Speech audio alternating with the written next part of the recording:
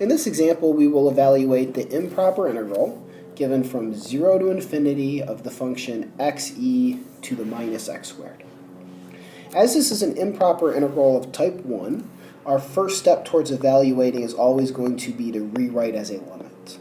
So the limit as t goes to infinity, the definite integral from 0 to t of xe to the minus x squared.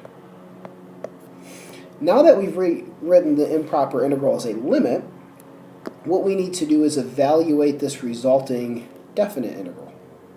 Looking at the integrand x e to the minus x squared, this looks like something that would be particularly well suited for a u substitution.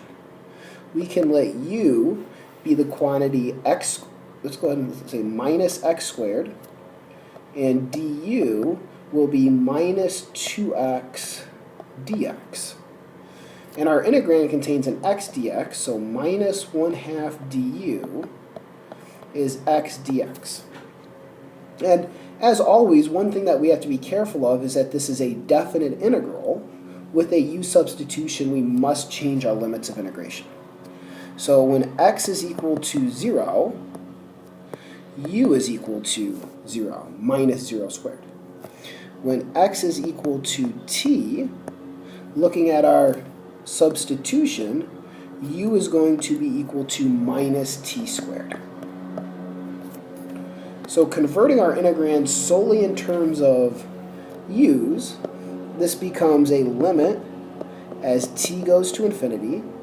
Our new lower limit of integration, 0. The upper limit of integration, minus t squared.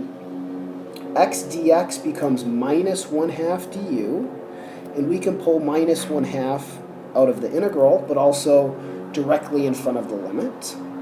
And the resulting integrand is e to the u. So the minus 1/2 in the limit remains out front. And now the value of our definite integral, well, an antiderivative is e to the u, and we evaluate from minus t squared to 0. So we plug in u equals t squared, put a minus sign, and we plug in 0. And e to the 0 is equal to 1. And for our last step, we evaluate the limit. Well, as t goes to infinity, e to the minus t squared is approaching 0, and the limit of a constant is that constant.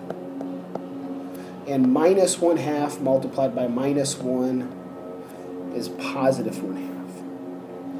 So remember, two key observations here. When you're evaluating an improper integral, our first step is to always rewrite as a limit.